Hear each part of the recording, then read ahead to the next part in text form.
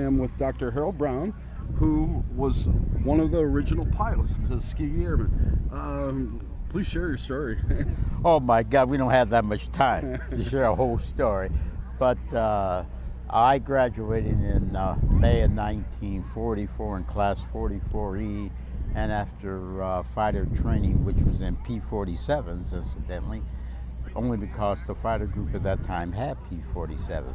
But by the time I got overseas to the 332nd Fighter Group, they had a change of equipment and went from P-47s to the P-51s. So then I had to check out the P-51s, and checkout took about one day. I read the manual, they showed me the cockpit and said, "Are you ready?" "Yeah, wow. Let's go." You know, show me how to start it and we'll fly it, you know. And had you flown before that time? Well, not the P-51. Okay. No, I flew the P-40 and the P-47. Okay. But that was my first flight. But a fighter's a fighter, you know, a little difference, but there's not much difference in it, so it's no big deal. I flew 30 missions overseas, was shot down on my 30th mission on a strafing mission, and I spent the last 2 months as a POW. First I was up in Nuremberg, then we walked from Nuremberg down to Moosburg, which is 30 miles north of Munich, and that's where we were liberated. Patton came through with his Third Army and tore down the fence, and, and that was quite a scene with this guy with his breeches and his guns and I like the story you told the about the rest of it. But that was just about it, you know, in a nutshell. During the war, came home, 20 years old, wasn't old enough to vote, walked in the bar, and the guy said, "Harold, we can't serve you anything. You're only 20 years old." I said, "You want to start World War III? You know, you either put that beer on the counter or you got to," you know, they laughed. They were giving me Did you return to Minnesota or? Yeah, that's when I turned to Minneapolis, in fact. Okay. My brother was over in Africa. He went over 3 years before I did in 1942. And we never wrote to each other, never contacted each other, nothing. You know how older brothers are. Yeah, I have 2 older brothers. Boy, when he left, he was out of my hair. I went straight to his closet. All of his clothes were mine, mine, all mine. So next time I heard from him, a matter of fact, I didn't hear from him. I just got a call. This was in February. He was up in northern Italy, and he was on his way down to see me. And the car ran off a bridge, 12 on board, 4 were killed. He was very, very badly banged up, and I got a call the next morning. "Are you Lieutenant Brown?" "Yeah." "Come over and identify Staff Sergeant Brown." I said, "Oh my God, the guy's dead," you know. And why they would say it that way, I don't know. So I jumped in the Jeep, and they brought the wreck into the Fort Field Hospital, which was right up close to our base at Ramitelli, about a mile or 2 away. So I go in, see the guy, say, "Hey, I'm here to see Sergeant Brown." "Yeah, you know, he's up here, make a left turn, go down the hall," and he's right off, you know, from the hallway. So I went down to see him, and he was a mess. I mean, bruises, I could hardly recognize the guy. So I said, "Bubba," "Yeah." He said, "Is that you, Harold?" "Yeah." He says, "Harold, will you brush my teeth?"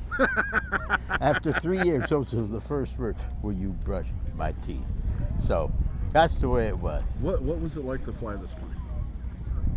Well, it was the best, the finest airplane.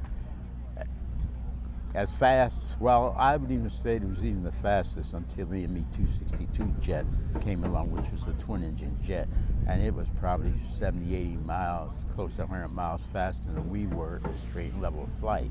But it was still subsonic, the same way we were subsonic. But it was fast, but going that fast, you make great big turns, you could turn inside it and everything else. It didn't do a heck of a lot because he could outrace you 89 miles an hour. So now, were you chasing the Germans and the Japanese, or pretty much the Germans? Oh, no, only Germans. Germans. Only up in the European okay. theater. We were flying escorts for the 15th Air Force, which was stationed down in southern Italy.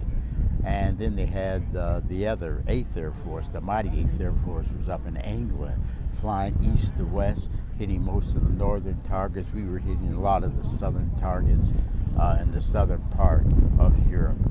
And how many people were in your squadron? Well, squadrons normally, if you have your full complement of pilots, you have about 35 pilots, 27 airplanes in a squadron. I don't think we ever have 35 squadrons ever. We constantly had a shortage of pilots because we only had one source of pilots, and that was Tuskegee. But some of them were going into twin engine flying, some were going into fighters, and it was a constant battle of more pilots. We never had a full complement of pilots. We were always short of them. Matter of fact, when I went over, they had just, in 99, they just put in a requisition for 15 pilots. And they took my class, the only time they ever did it. In advance, they expedited our training so that we could fly the P-40 before we even graduated as cadets. So just to give us a head start, and I went home and then straight down the fighters, where the rest of my class had to come back to Tuskegee and fly the force, the P-40 after graduation. But we had almost 2 or 3 weeks head start on them just to get overseas a little faster.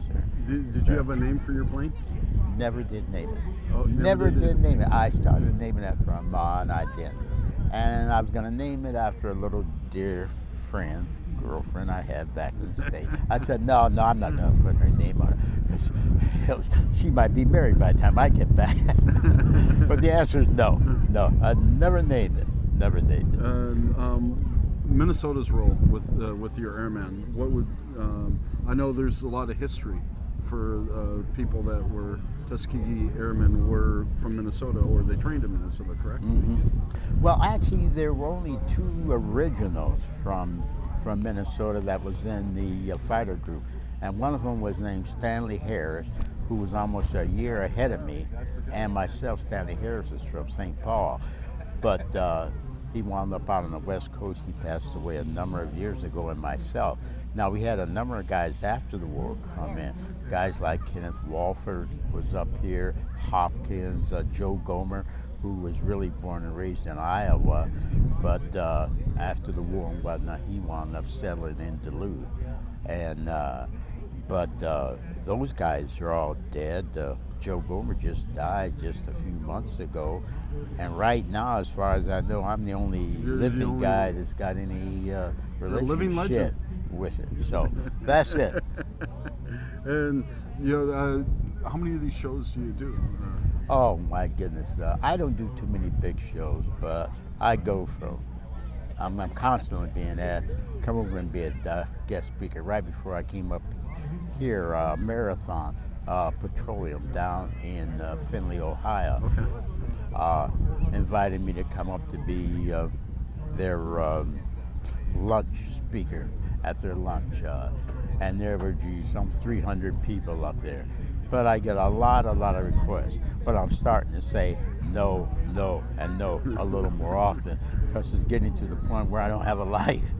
So I don't like to, but with small groups, I'll just say no. I just don't have time. What do you think of this exhibit? Oh, it's very nice. The first time that I have been up to this one. Never attended one before. This one looks like a pretty nice one. Got a nice crowd, a nice group of airplanes. The semi film exhibit is. And you got Rise Above, the exhibit here. This is a real nice show, and you got beautiful weather. I understand last year you had lousy weather. Is what the driver was telling me as he was driving me over. Now, you were able to get inside this plane once again. How did that feel? Well, it was interesting. I flew the first one, and that was back in 2001. And of course, the first one crashed in 2004 down in Red Wing. Matter of fact, I was down in Red Wing when that happened at the air show. But they had just completed it, they had just certified it, and they invited me up. Matter of fact, I was invited to come up to Edina to lead the veterans play, on the 4th of July day. Okay. But I came up Monday, about 3 or 4 days early, I think I think 4th of July that year was on a Thursday, and I came up on Monday. And I had no idea that this was going on. They meet me out there in this great big, long Cadillac limousine, and we drive out to Fleming Field, and the airplane was in a big shroud, and big parachute was over it, and 500-600 people, and it was the first introduction of the airplane to the public since it had been finished and certified for flying. And Doug Rosenthal, who is here today, matter of fact, Doug is standing right over there. Yeah, him and I had a chat a little bit. Yeah. So Doug Rosenthal, it's interesting. If you got time, I'll tell you a little story about it. He stands up Don Hines, who was the project manager of this whole deal. And so he says a few words, I say a few words. And he says, now Doug and Harold is going to fly the 51. And I was just kidding. I said, wait a minute, Don. I saw this airplane when it was 5 piles of junk, pure junk. And you're asking me to fly in that airplane? No way. Don didn't know I was kidding. And I'm trying to contain myself. You just want to get in to keep from, laughing at it. And because I was only, kidding along with it. He said, well, geez, Harold, it's been certified. What's the problem? The people down in the crowd, there's 500 or 600 looking kind of strange. What in the world is going on here? He's talking about his flying. Harold doesn't want to fly in it, And I said, no way. How am I going to fly? No way.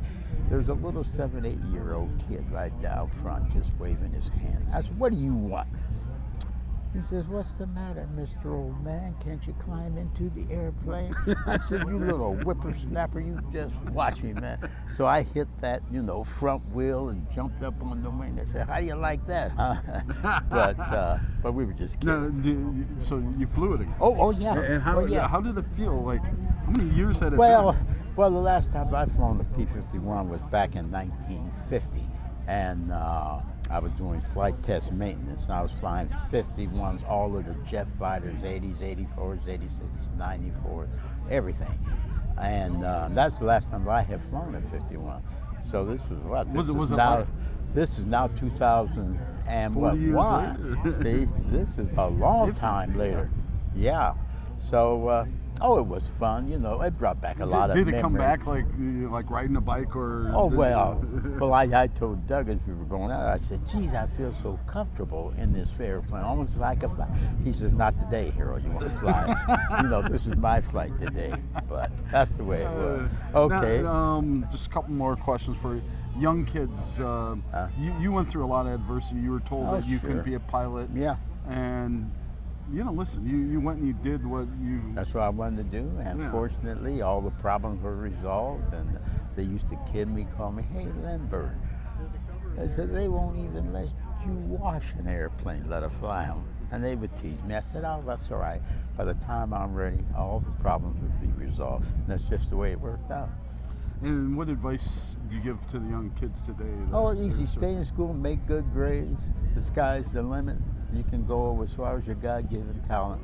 Don't limit yourself. Yeah. And most of the kids who I signed the autograph for them, I'll ask them, what grade you in such and such? What kind of grades are you getting? A's and B's? Are you bringing home C's? No C's. I said, don't you dare bring home a C. I'll come looking for you. But that's the whole name of the game. I hear. Well, thank you, Dr. Brown. It was a pleasure. It was a pleasure talking with you.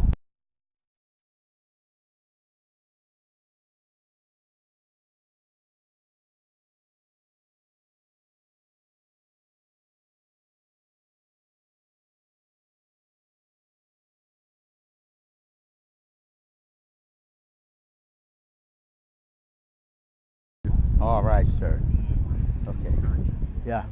Get a picture with you. Oh, Sure. Want me to get you? I'm waiting. I just want. Okay.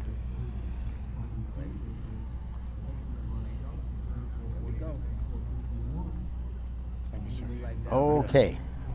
Dr. Brown, good to